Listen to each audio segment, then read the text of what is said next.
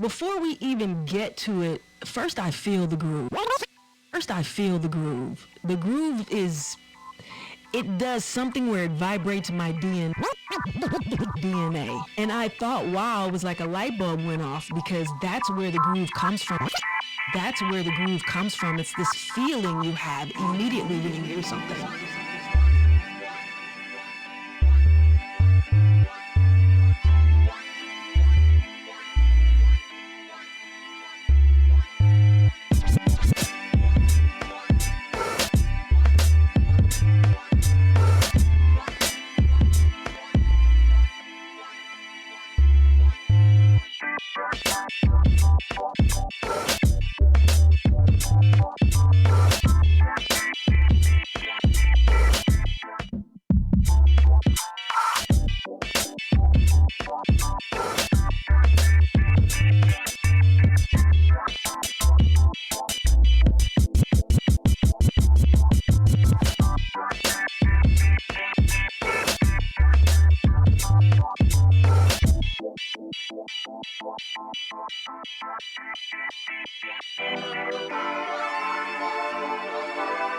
What up, people?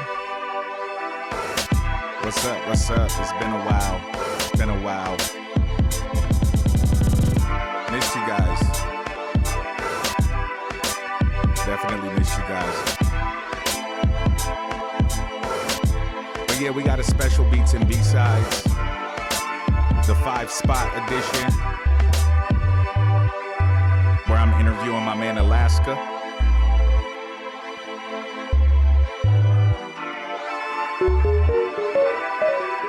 The beautiful music we got playing in the background is the Groove Tape.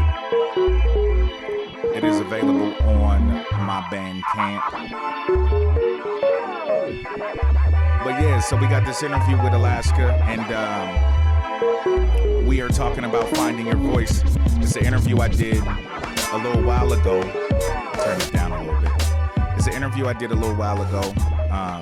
It was around the time that he released his album Human Zoo with Jason Griff, and it's a super dope album. And Alaska, as you know, or some of you may know, may not know, he is part of the Addams fam. But for the last few years, he's been doing solo work. So this is one of his, I think it's some of his best solo work to date. And we just talk about him finding his voice and what it took for him to find his voice and how important that is. So I'm really looking forward to you guys checking out the interview. And so where have I been? Well, a lot of you know who follow Beats and B-Sides. My wife was dealing with cancer, and thank God we've gotten through that. She's done with all her surgeries. The cancer is gone as far as, right now, and no chemo, no none of that. So everything is looking good. Everything is looking up. And I started a new job, became a grandfather, so I just needed some time to kind of get into my new groove for this year, and took a lot more time than I had expected. But I'm back, you know what I'm saying? And as you can see, this is not a live stream. I will be doing live streams, but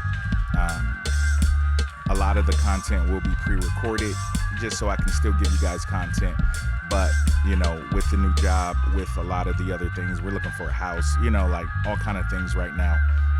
Things are really busy, so I don't have the time to prepare for the live streams. A lot of you don't know, unless you live stream yourself, that streaming live takes a lot of time, and preparing for the streams takes a lot of time. And but I still want to be able to give you guys content. So I will be doing some things this way, but I will still be doing some streams as well. So be on the lookout for that. Got some new music in the pipe. I was telling you guys about the Transition album last year, and that album is done. Getting ready to plan the listening party and release date for that. So be on the lookout, follow the socials, all of that. Yeah, man, so we're gonna get into, one of the things that I know you guys probably miss, and I miss doing it, but yeah, I do have a verse of the week for y'all. Yeah. It's a joint I did with one of my side chain society homies. His name is Dow Jones, super dope producer as well as an MC. And yeah, it's a joint I did with him. So I want to, rock that for y'all. And then we'll get into this interview with my man Alaska. You know what I'm saying? So yeah, let's get into this verse of the week. I love these beats, man. Groove Tape is probably one of my favorite joints that I've released. But yeah, here we go. Yeah, so let's get it. Yeah. Illogic, Dow Jones, we are sidechain. Weaving in and out of static traffic, easing in and out of advent madness. He's a genius though he can't quite grasp it. Seamless obstacles confront while he copes adapting, hoping to avoid the trappings of society's cages. Contentment, what's been used to mask it. Intent never chooses disaster. Imprisoned by what he chooses to master. Feels he's losing when he chooses a battle. Weight on his shoulders to gift what he lives in these pages. Faith driven so he's not retracting. Full steam though some dreams have passed him. New gear for new mountains to scale with passion. To lead requires action. Acting out influence, setting marks on these stages. Blind fury for the days of lacking. New taboo, new grave robbers stacking corpses in an orderly fashion. Ego bruised when they remove the gassing from the cattle in the pastures they grazing. Never been the type to fold when flashing. New questions searching for new answers. Each failure opens up new chances to be who he catches in the mirror in glances. Sets the tone for his legacy, the motto for ages.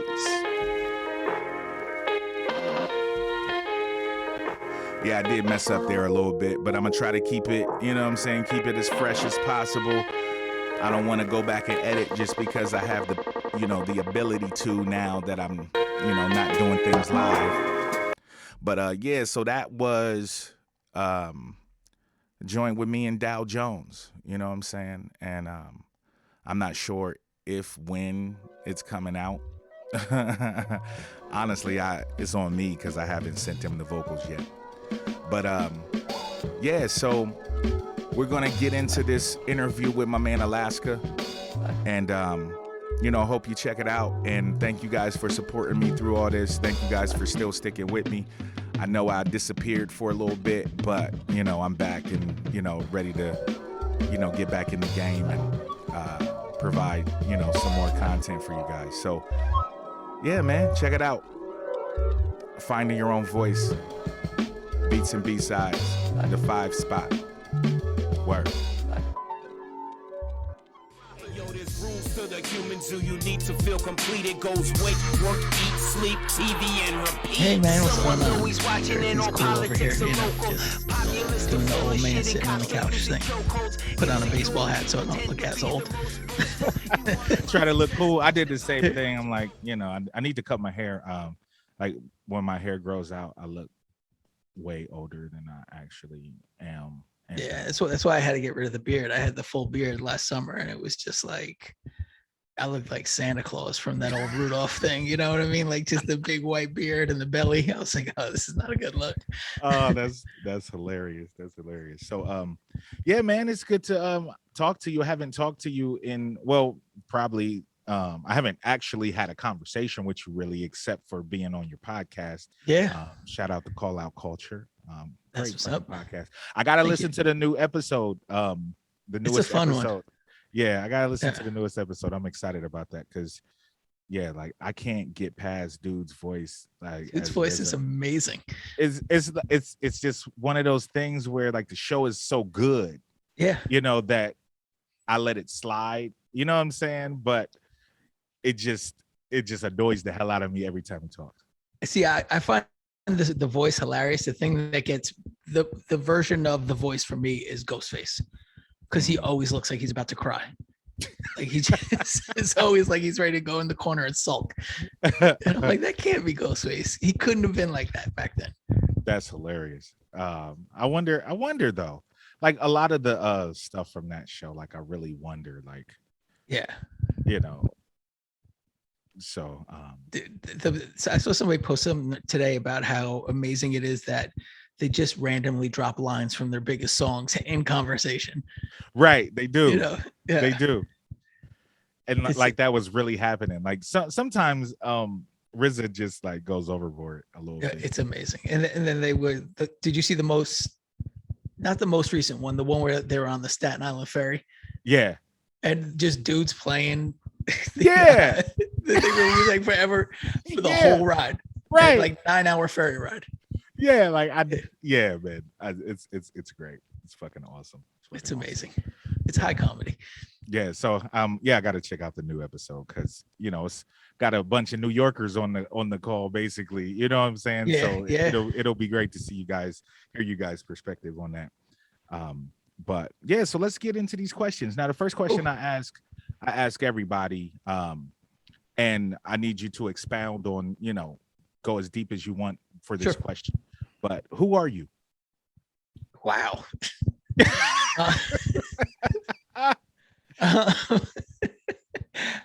I'm a lot of things, I guess. I'm mostly just a dude named Tim. That's how most people know me. There's a very small segment of the world that knows me as Alaska, who is a rapper, but I think I'm sort of just like a person who's been through a lot and seen a lot.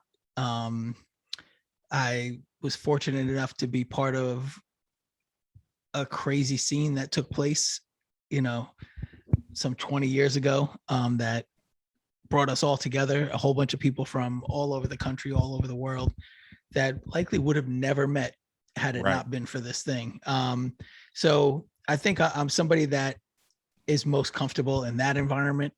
That's where I'm most comfortable, sort of speaking and sort of giving my thoughts, I think. But, I'm also just like, I'm a husband, I'm a father. I am an administrator at a university, a lot of different things. But, I think more than anything, I'm just trying to be a better human every day. For a lot of my life, I failed at being that. So it's one of those things. Like, one of the things I appreciate about this Super Duty podcast is like, you guys actually talk about how hard it is to do those things. Oh yeah. But how rewarding it is to do those things. You know what I mean? Like we live in a world now where everybody's a victim. And if you tell somebody that if they want to change, they have to change, you're attacking them. But like, I think we've probably all been young and felt that way. But once you realize like you got to take responsibility for yourself and nobody else is going to take responsibility for you, you're never going to be truly happy until you do that. So that's the journey I'm on, trying to like maximize that happiness through taking responsibility for myself. And then I rap a lot. I rap a lot more now than I did when I was a professional rapper. Yeah, and that's the thing, like, because the topic that we're talking about is kind of finding your voice. And I feel like recently, with your guest appearances, that you've done, like with the Wrecking Crew and, on, a lot of different records that you've been on, and with the Human Zoo project that you and Jason Griff have dropped. This doesn't sound like the Alaska that I knew in 2000 something. It sounds like a more mature version of him. Yeah, it definitely is. It's definitely a more mature version of that I mean, I don't even know if that person is still around anymore in general. Yeah. But I think that person was a very insecure person. Sort of a very angry person. I don't feel angry anymore, even though sometimes my music might come across that way. I think one of the things I was talking with Zilla about it is that I was always in groups, so I never had to like figure out who I was exactly. I could just pop in with a verse and bounce. And then over like the last 10 years, I've been a solo artist, so I kind of had to figure that out. But I've also become a father, a husband, like all those things in the last 10 years, which really require you to figure out who you are. Right. And I think they also allow you to strip away a lot of the bullshit and the posturing that you manufacture for yourself, right? Like when we're young and like, especially as artists, like we're always like kind of protected. We protect ourselves. We protect our sacred inner child, like that bullshit. So it's like, I think a lot of what you knew me as back then was like that person that was like kind of like a front of a person. Like I thought I was being real, and I thought I was like this authentic version, because like I wasn't afraid to tell somebody to fuck off or be a dick or, you know, do whatever. But it was never like really like allowing who I felt I really was to be seen. Okay. And now I think like I'm very comfortable doing that. Like I'm not like sort of caught up in that anymore. Like I don't need to like drown myself in alcohol to feel comfortable anymore. Like, so it's, I think that's why you're seeing that now, because like I've grown comfortable showing my genuine self and accepting the fact that, you know, people might not like it, and I don't have to front or do something to like sort of protect myself from people not liking me. Yeah. Yeah. Makes perfect sense. You You know, know? as we get older and we really start to understand who we are, we Yeah. give. I mean, I'm to the point now in my life where I'm too old to care about what you think about me. Yo, Like, for real. I got too much stuff going on. I Yeah. got a wife to take care of. I got children to take care of. I got bills to pay. I got Yep. all this stuff to care about, you know, what you think about this tweet that I just, you know, sent out into the atmosphere. Like I'm too old. I'm too grown. And unfortunately, you don't have enough shit to do in your life to where you're worried about, you For know, real. what Yeah. I'm doing in mine, you know, that Yeah. closely. You'll get there though. Hopefully, yeah. hopefully you'll get to that point where like you're like, shit, I'm wasting so much time worrying about what these other people think. Yeah. You know, Yeah. it's one of those things that as you get older, you realize like a lot of the cliches you hear growing up Mhm. are true. And it's troubling, right? Like where people are like, just be yourself, man. Right. Right. You know, like just, you know, just be honest. Just, you know, be open, like Yeah. try new things. Uh-huh. You know, like, you know, the flashy thing isn't going to make you happy. Right. The money's not, you know, money will give you freedom and certain things that you could do, but it's not going to make you happy. Like all those things that you think as a younger person are bullshit Yeah. are really some of the truest things you'll ever hear in your Yeah. life. So fucking true. So true. Yeah. So true. Yeah. So I know that, you know, you were Hangar 18, Adam's Fam, all of that. What made you, or were you kind of forced? What made you go the solo route, you know, in the last few years? Well, I started doing solo stuff back in like 2008, 2009, Mhm. after Hangar 18 had kind of called it quits. So we dropped Sweep the Leg, which was kind of just a dud of a record. We ended up, you know, kind of stopping the group. The record label went under. So I started I was really frustrated with the Hangar 18 record, because I felt like we compromised a lot. Mhm. And like we weren't like forced to compromise. It wasn't something where people were like, oh, you got to do this. But we were like, you know how it is. You start touring a lot. You see other things that other people are doing that's successful. You're like, oh, I'm going to try to do that because that worked for them. And there was a lot of that thinking in the record. And I was really disappointed with that, the way that turned out. But more importantly, I was just disappointed in myself and us as a group that we did that. Mhm. You know what I mean? Like we didn't stay true to our vision and like kind of what we always wanted. So I made these 2 records with my friend Kojo called The Crack Epidemic. It was a group we called The Crack Epidemic. And it was like, I just sort of set forth with an idea of I'm only making this record for me. Like, I don't even know if we like really put it out beyond putting it on Bandcamp. And that was back in like 2009, 2010, before Bandcamp was really a thing. Yeah, I don't even know if I know that record. I didn't even know that record. Yeah, See, not a lot of people I didn't know about know. Yeah, I didn't know you had. I knew you were working on solo stuff back in the day, but I didn't know anything that you had released. That's how small the release was. But I also like Yeah. at that time, like, you know, I was about to have my daughter. Mhm. So I was kind of pulling away, like I wasn't really pushing it or anything. And I even stepped away for a couple of years, just, you know, like making sure I could get my head right and be in a good place to be a father, which seems to be a theme throughout this podcast. Suddenly I'm picking up on. But so I took some time off, and then like I came back and I put out like some stuff with my friend Lang Vo out of Austin, Texas, as a group called Words Hurt. So like I never branded myself as just me. Okay. It was always like a group. I kind of like the idea of groups, which probably isn't great for branding myself and, you know, building a consistent brand throughout. But so I did that for a while, and then I did Cargo Cults with Zilla Rocca. And then finally, like Jason Griff was like, no, we're not going to call ourselves a group. It's going to be Griff in Alaska. So, I think for like the past 10 years, I've been trying to figure out how to be a solo artist. Okay. Yeah. So I think that, I'd say probably starting with Cargo Cults, I think I really like found what I'm comfortable talking about, what I'm good talking about. Mm-hmm. It's sort of, it's one of the things I think I was good talking about as Alaska, but it wasn't as like honed and strong there. Like it's sort of like hypocrisies within ourselves and within society and things like that. Like those are kind of things I like to focus on. Like, I don't know if you notice, like a lot of times, like I kind of am going after like people that I think like me in general, Mm-hmm. because I like want to find like the flaws in my own thoughts and my own arguments rather than just like reinforcing the same things over and over again. So I think it's important to like look at your thoughts and see where your holes are and where your blind spots are. So like that's kind of what I try to do when I'm writing now. Yeah, because I mean that concept alone helps us grow. It allows us to, really examine ourselves and see, where we want to go and what we want to do, and the things that it's going to take for us to get there if we truly understand what we're lacking. Exactly. And I think as an MC, because the Cargo Cults record, I did hear, and Human Zoo record, which I think is fucking phenomenal. Thank you, man. But noticing even on the features and things, like I've noticed that your style has matured as well. Like just as an MC, I think you sound more comfortable.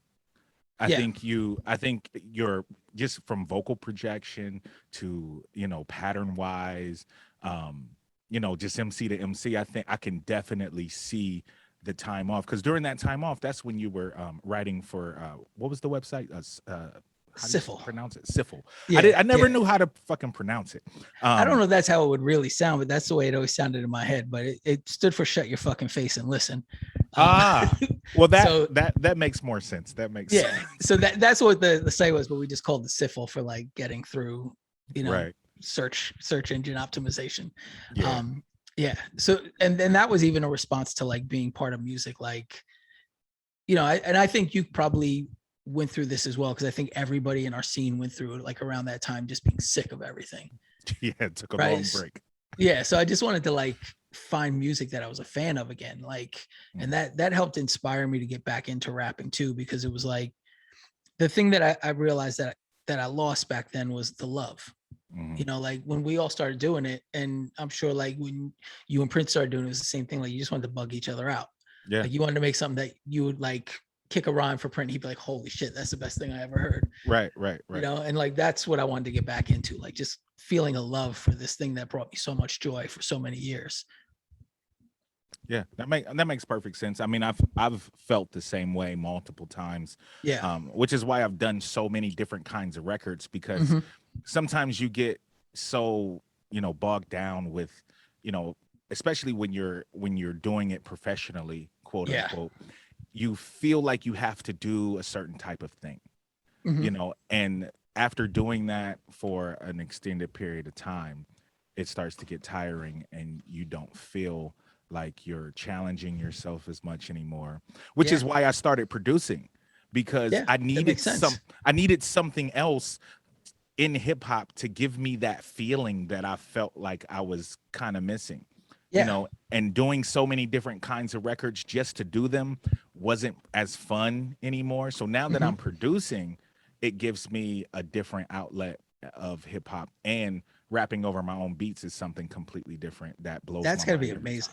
Yeah, it blows my mind every time, because I can do what I want to do with the beats. I can change them how I want. I can sound how I want. Because I'm mixing the records too, and all of that. So it's opened me up to a completely different place, and I'm really enjoying all of this shit again. That's great. Yeah. That's really cool, because that's like the thing. Like I think like with us like having podcasts, writing, you do photography as well, right? So it's like having all these avenues to like channel that creativity when it's feeling dead somewhere else. Right. It just keeps you moving forward in cool directions that, if you're just doing one thing over and over again, you're going to burn yourself out.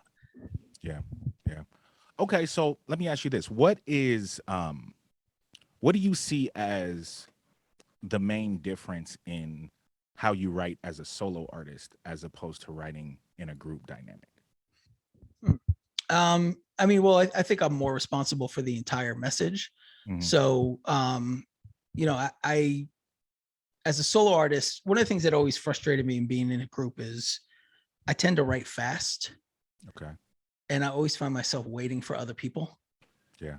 And then like I get bored of what I wrote by the time that they write something new, you know? So like, I think being able to write as a solo artist, I can actually, like, I'm in control of the timing. I'm in control of like, you know, the content. Like I'm Mhm.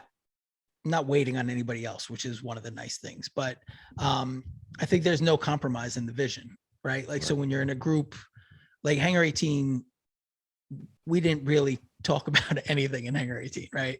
We were just sort of like, let's have fun and let's have some crazy rhyme schemes. Mhm. You know, with being Cryptic or Adam's Family, it was always like you have so many voices trying to figure out what we're gonna say. And, you know, sometimes you're compromising what you want to say to fit within the scope of the song or the scope of the group. Mhm. And as a solo artist, you can really just come as like a pure, unfiltered voice of what you want to say.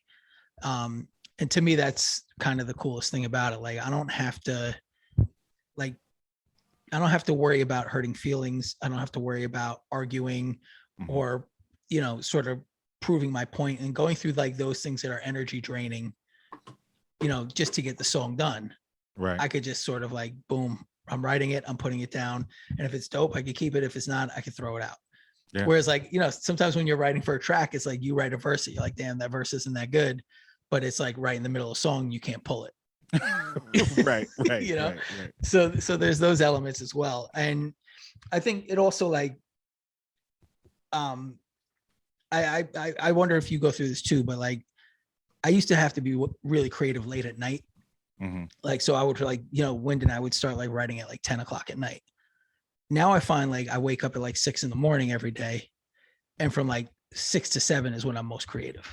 Okay. So it's like, you know, sort of having that time to like just tap into when I'm most creative is Mhm. really helpful versus like, all right, we all got to get together on Saturday and sit in a room together and write and hope we come up with something. Yeah. You know, it really just allows me to sort of tap into that energy, but also, you know, when you're working on solo stuff, you have a bigger vision of what you want to do. So Right. you can sort of expand your ideas and your thoughts and the ways that you want to do things, which is pretty cool compared to being in a group. Like when you're in a group, you're an element of that group. You're Right. like one instrument in that group, right? You might be the violin, you might be the drum, you might be the piano, but you're just one element, and that's kind of all you ever get to be in that group. Yeah. Yeah. You Yeah. know, so like I think being being a solo artist, you really have just a wider scope of things that you could do, Yeah. and And it's pretty cool. it's a lot more, and I find it, you know, being in groups before too, I find it a lot more fun and a lot more freedom, Yeah. um in being able to write what I want, when I want, how I want, you Mhm. know, pick the beats that I like. I don't have to, you know, worry about if, Yeah. you know, my group member likes the beat as well. If I like the beat, I write to the beat, I record to the Mhm. beat, and I make the song, you Yeah, know. and you don't have to worry about somebody else's hook. Right, You right, know. right. Yeah. Yeah. Yeah, it's definitely a cooler, freer thing. But I kind of miss the group thing because me and Print haven't done a greenhouse record in a while. We need And one. Those things are always great. yeah, and we've talked about it. It's just, you know, we both do so much shit. So I know. but you know, we both kind of miss it, and just kind of watching some of the groups that have, you know, kind of reemerged, like Arm and Hammer, you Mhm. know, like it's kind of biting out, you know, we getting that bug again, like, yo, Yeah. we do need to, you know, put together something. So Yeah, I'm kind it's of like looking forward to it. it's like when tag team wrestling comes back around, right? Right, right, So right. you want to be the illest tag team. Yeah, yeah. Want Uh, to get back into that. yeah, I Okay. want to do the call out culture record, like the three of us. That's the group project I want to do. That would be fun. I mean, Yeah. I think all three of you are so different, yet so like you all bounce off of each other just talking very well. So I can Yeah. only imagine I think it would what be the fun. rhymes would be. Yeah, Yeah. But yeah, it's, you know, same thing. It's like everybody's got like 9 projects that they're working on. yeah, yeah, yeah, yeah. That's the thing. All right. So question, what are we on? Number 4. In developing, like, what, I don't know if you even have thought about this, but have you thought about developing a sound? And if so, where do you kind of pull, from to develop that? Like what, like have you thought about, because talking about doing solo stuff, have you Mhm. really thought about like what an Alaska record is going to sound like, or do you just kind of, because since you are using other producers, do you kind Yeah. of just let the music kind of guide you in that direction, or do you have an overall idea of what this Alaska record's going to sound like? I usually going into the project, I have an idea, like a vague idea of what I want to do. Like with Human Zoo, and I don't know if it came out like that. I really wanted to make like an underground record. Oh yeah. I wanted to make like, I was listening to like Papa Large like on a loop, Mm. because I just like, I was kind of like, it's always been one of my favorite songs, but like last summer, something about like Cool Keith's rapping on that album just was like kind of mind blowing to me. Like just on that song specifically, like I would run that song for like a whole day straight, like constantly. So like that was sort of like the vibe I was going for. So like I'll always try to do, I always want to do a record with one producer. I never want to do multiple producers. So like usually it's, they just send me a bunch of shit and I pick Mhm. the stuff that fits well together. Yeah. Like that's sort of my goal. Like I've tried producing and I don't have that muscle. Mhm. Maybe I could at another time, but right now between like music, family, school, work, I just don't have Yeah. time to pick up another thing. Um, Yeah. but so I usually try to like, I have an idea of what I want the record to be and who I'm going to be working with. And then from there, I'll like pick the production that they provide me that fits that vibe. Yeah, because this record Yeah. sounds very underground, but it also sounds very punk, like Yeah. very punk rock, like the drums and like just kind of, it's kind of noisy, Mhm. but beautifully noisy in a way. Yeah. Like it really like reminds me of like some old school, like some Def Jux shit, really. Yeah. Like Yeah. it really puts me in that nostalgic feeling of like this could have been on fucking Def Jux, back in the day. That, I mean, I think a little bit of that was the vibe. Like I wanted to like get back into the sort of roots of like, here's some like in your face shit. Hmm. And both Jason and I are really into punk music. So, like we're a little bit, I think, different generations of punk, but he put out a record called Fireside Chat, like maybe like 6 months ago, where it's all punk samples. Okay. So like we both have like that energy, and it's like, there's sort of like the like anarchy and the anger that comes with punk music, and I think was like part of like that underground Def Jux scene as well. Hmm. So I that was definitely an intentional type of thing, and I was like reading a lot of like anarchists and Yeah. listening to anarchist podcasts at the time and stuff too. So like the last like 6 or 7 years has really just like turned me off to all forms of government in general. So Yeah, it'll do that to us. yeah. Yeah, like I stopped watching the news. Oh yeah. I don't read the newspaper anymore. Like No. it's just because I used to be pretty heavy into politics, like especially high school, college. Mhm. Like I was really heavy into it, and yeah, it's just like I think the last 4 years of Obama going, and like, and just all of that, like that whole time, Yeah. it just turned me off, and I don't pay attention anymore. Yeah, It's I don't just, either. That and yeah. like the nonstop hypocrisy of like, both sidesism and things like that. I Yeah. was just like, I don't have time for this. There's no Yeah. freedom to be found in that. Like freedom No. comes from within and being like the individual. Yeah. So Yes. that was like a heavy theme. Like that's been a heavy theme in like my work recently in general. I think like you see like both like in, it started in like the Words Hurt records and then like heavy in Cargo Cults Mhm. and this album, but this album started like turning more a little bit introspective. And then I'm starting work on the new Cargo Cults album with Illogic. Okay. And that's like going actually a little more heavy introspective than the stuff that like I've done like the past few records. Cause how many times do you want to hear me say fuck the government? I feel that, but I think Human Zoo is probably my favorite song. Yeah, I'm proud of that one. I Yeah, think that like I really hit that one with like what I wanted to say. bro, like that. I mean, and just the hook, the way it goes, 4 bars and then or 8 bars and then the hook. Yeah. Um, yeah, it's fucking beautiful. Thank It's you, fucking man. beautiful. Yeah, that Thank song you.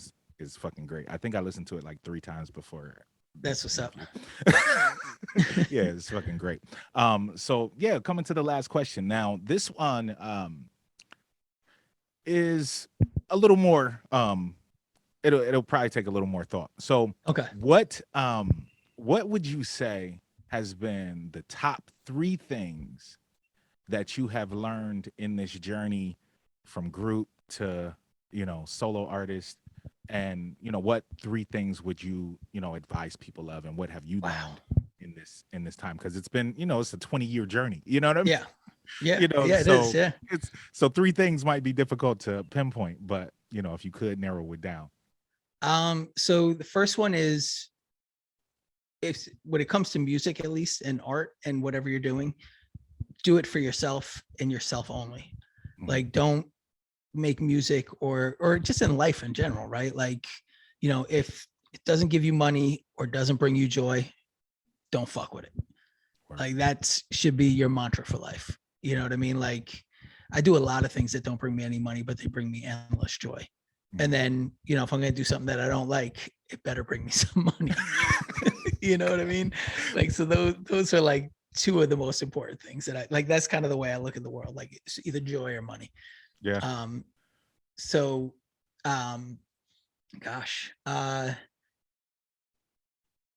don't compromise your vision for anybody else. Like, even, like fans, group members,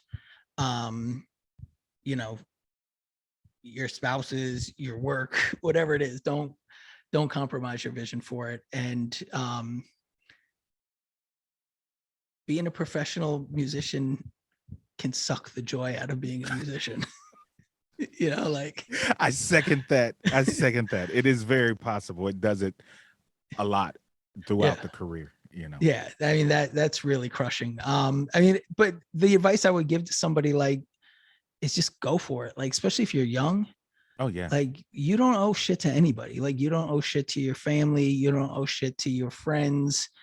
Like, if this is something that you feel you want to do it. Yeah. Chances are you're going to fail. Yeah. And you're going to fail a lot. Yeah. But you'll be able to say, like, I did it. Like, I know a lot of people that wanted to do it and never did it and have gone on to have very successful lives. Right. But they still, like, have that big regret that they never tried. Yeah. And we have those experiences that we can look back on, like some of the greatest memories that I have is like being on tour and, or being in the studio with certain people, or, just certain things that, really, really like hit me. Like, I did that, you know what I mean? And I have that memory, even though, I'm not Jay-Z or anything, but like, I have those memories, and I did something that a lot of people wish they, even had the balls to try sometimes. Yeah. I mean, think about how many cool doors were opened up for us just to, like, kind of do some cool shit. Like, like playing Rock the Bells or something like that. Right. And being like, oh, Nas is here. Right. You know what I mean? Like, right. I might have been the first person on the stage when there was only 6 people here. But I was on the same stage as Nas. You know what I mean? It's like, it's cool shit. And it's like, it also, like, it really helps you broaden your worldview. Like, the people that you meet, the places you go, and the things that you see, it helps you to get a better perspective of what life is like for a lot of different people out there.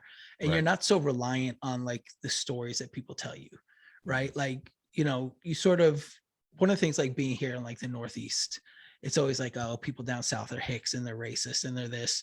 But it's like, you go down, like, down south, or you go into, like, the Midwest, and these, like, places that are sort of, like, frowned upon here in, like, liberal Brooklyn. And it's like, it's way more, like, the communities are way more integrated and way more together and way more community based there than they are here in, like, this diverse city that we're supposed to live in. Like, you kind of see, like, that people in general try to live together no matter where they are. Right. There's always going to be assholes and there's always going to be issues. But, if you haven't seen how somebody lives, you don't really have the right to judge those people, especially if you've never, like, spent a second, like, in somebody's apartment, like, hanging out with them. Right. Like, you've been on tour and, like, you've probably, like, slept on some shitty ass couches. Right. But, like, couches, floors, all kinds of shit. Yeah. But the people who put you up are just, like, really genuine and sweet people going through their own struggles. And it's like, we would, without having that experience, we might be quick to, like, write those people off. Yeah. And a lot of those people, I still have, maybe social media relationships, but I still have relationships Yeah. with them in some form to this day. People whose Yeah. couches I slept on, like, will still hit me up, every 6 months or so. Hey, how you been? You know what I Yeah. mean? Totally. And Yeah. and genuinely mean it and care about how I've been. They're not Yeah. asking about my next album or anything. They're No. genuinely trying to figure out, see how I'm doing. And I'm closer with some of those people than people that I spent the first like 18 years of my life with. yeah, You know for what I real. mean? Like people I grew up with and I grew up around that I'm like, I'll fuck with you guys. But Right. like my boy Roy Christopher, like I met him at a show in San Diego. And I've Mhm. been friends with him ever since. Like my first tour with RJ, Yeah. I met this dude and I've been friends with him ever since. I've only hung out with him like 3 times in person, Yeah. but it's just one of those things. It's like, even like, you and Print and like Plead the Fifth. I still talk to Plead the Fifth. Like I was just Yeah. talking to him yesterday, Yeah. it's wild. Yeah, it's super wild. Yeah, because it's not like we talk on the phone, regularly, but we still consider each other friends. Yeah. Still cryptic and it's really cool to have, that kind of stable, Yeah. and it's from something that, we got to do and, joke around with and have fun with and Yeah. kind of get serious with, make a little bit of money with, you know what I mean? Yeah. Get a lot of experience. Like, I don't know about you, but like when I started doing this, like I never imagined that I would still be doing it at this age. Oh no, Or even no. even that like I would be able to quit my job and go on tour. I was like, I just wanted to like rap at New Eureka Poets Cafe and get like dap from Bobito. That's like all I wanted. Right. And right, that happened like right. the first time I rhymed. So I was like, shit. Well, what's next? Yeah, what do I do now? Yeah. Yeah, that's dope. That's dope. So it's like, it's just always like, it opens doors for you, man. It's like, so that's my recommendation to anybody. Just like, go for it, man. I mean, if you got shit that you can't leave, like you got, a family you got to take care of, Right. or, people are depending on you, it's a different story. But if you're like a typical like 18 to 22-year-old idiot, like we all were, Yeah. man, go for it. You got nothing to lose. Nothing. You could at always all. go to college. Yep. You can't always rap. Right. Yeah. So fucking true. All right, cool. Well, that was the last question. We're gonna go into some music. You sent me some music, so I'm gonna some unreleased, beats and B-sides. We do the unreleased shit. There we go. Yeah. So you sent me this joint. This is produced by Cryptic, right? By Cryptic, yeah. So it was a little project we were trying to work on over COVID that nothing ever happened with.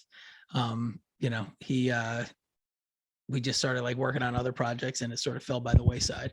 So it's a song called Twitter Memes. It's something I started writing when I was standing in my elevator at the beginning of COVID, being like, God damn it, I gotta push that button. And then like allergies are kicking in. I'm like, oh man, do I have COVID? So it was like all that period of life.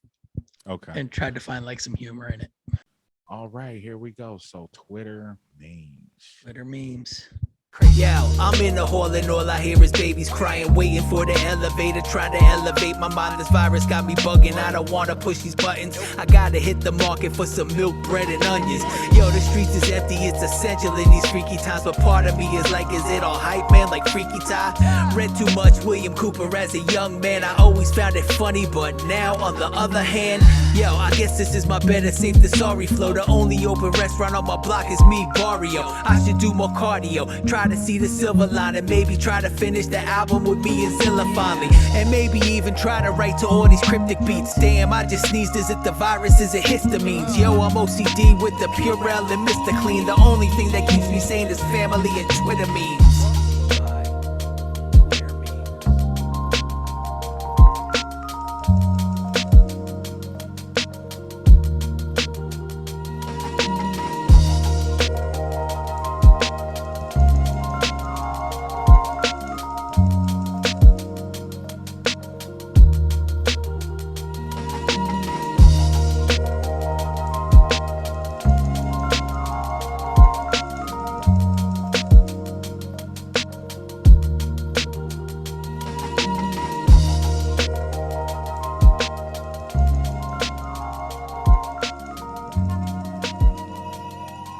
Yeah, see, I hadn't listened to it yet, so I didn't know it was only one verse. Well, yeah, I didn't know that it had extra time on the end of it. Because Cryptic sent me all these beats and they were like 50 seconds to like a minute 20. And I was like, fuck it, I'm just going to write to the length of the beat. And then this is like a semi-mixed version. So he added stuff at the end of it. But like the original version was like 45 seconds. So I was like, I'm gonna make like a 12-song record that's gonna be 6 minutes long. Hey, that's hey, it can be done. A brother I've done Ali it did. before. Yeah. Yeah, I did one as Words Hurt where it was like 13 songs in 9 minutes. Wow. Yeah. Wow. That's pretty cool, actually. Yeah, I was there's this punk record that I love by a group called the Circle Jerks. It's a record called Group Sex, and it's like 13 minutes or 13 songs, 9 minutes long, or 9 songs, 13 minutes long. I was like, I'm gonna model my shit after that. That's dope. That's dope. Yeah. That's dope. Well, I really enjoyed that song. I'm sure Thank you, man. I'm sure the people out in the cyberspace will have enjoyed that as well. I hope so. And I appreciate you being on the 5 spot, man. I really glad I thank got you to for talk having to me. you. Yeah, man, it's been too long. Yeah, it's been way too long. So we have to actually talk outside of hip hop shit. For real. Yeah. Yeah. And really catch up, Yeah. Yeah, man. But thank you again. And we look forward to the new joint, the new Cargo Cults coming later. Sometime. Yeah. And if you haven't yet, pick up that Human Zoo. It's please. Is it Human Zoo Bandcamp? It's actually on insubordinaterecords.com. Okay. Which just goes to their Bandcamp page. But we've sold out of the CDs. We got a couple copies of the cassette CD combo box set. Mm-hmm. But then all the physicals are going after that. We got t-shirts, got throw pillows. Yeah, the throw pillow is kind of dope. Like I might want a throw pillow. I think I might invest. Pulls the room together, man. That's fucking awesome. It's also on Spotify and Apple Music and all that shit. Yeah, I think it's on all the streaming services. So cool. Yep, and there will be a link in the description of the video. That's what's up for everybody. So again, thanks, man, and no problem. Thank you. Great evening. You as well, my friend. All right, man. Peace. All right, peace.